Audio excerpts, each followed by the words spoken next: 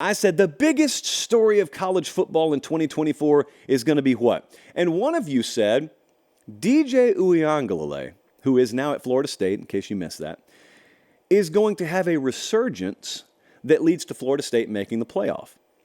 Okay, is that radical? Is that bold a prediction? Let's dissect it for a second. So they have the 9th best odds to win the national championship this coming year, Florida State.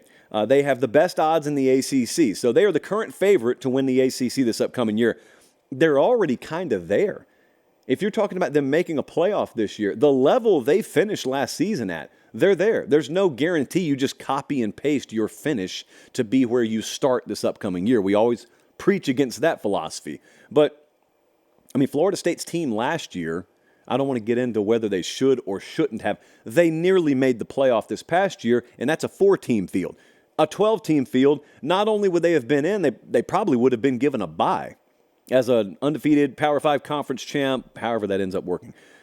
So do they just remain the caliber they are? First off, now, that's easier said than done. So DJ Uiagalelei, he was at Clemson, then he went to Oregon State last year, now he's at Florida State. Do we need a resurgence here? I think what you do need is the best year he's had so far. And hey, man, progression, year 1, year 2, year 3, like it's supposed to happen that way. It doesn't always happen that way. I think he needs his best year. I think he needs improvement in the category of completion percentage, and he needs improvement in cutting down on turnovers. Okay, because Jordan Travis was a really, really good football player. And it's a shame that it ended the way it did for him, or else we would have been able to see what he could do in a playoff setting.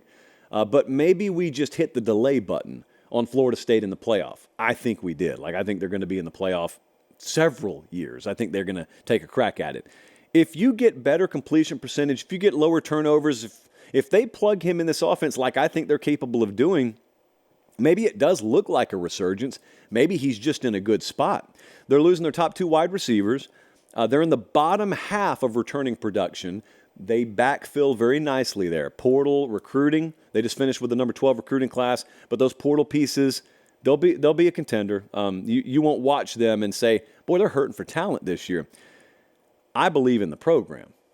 Florida State is entering that world where some of these questions, like returning production or how many new starters you're going to have or how inexperienced your starting 22 are, I'm sort of getting to the point where I just look and say, hey, I don't know, but I think Mike Norvell does, and I trust that guy. I trust Mike Norvell. And salute there. So, yeah, DJ doesn't have to carry that team on his back. They'll have a lot of proven commodities, and they'll have a lot of capable commodities. And like I said, they're favored to win the conference right now. So let's see how that unfolds. But I don't think it takes some miracle, which was the way the tweet was kind of phrased there.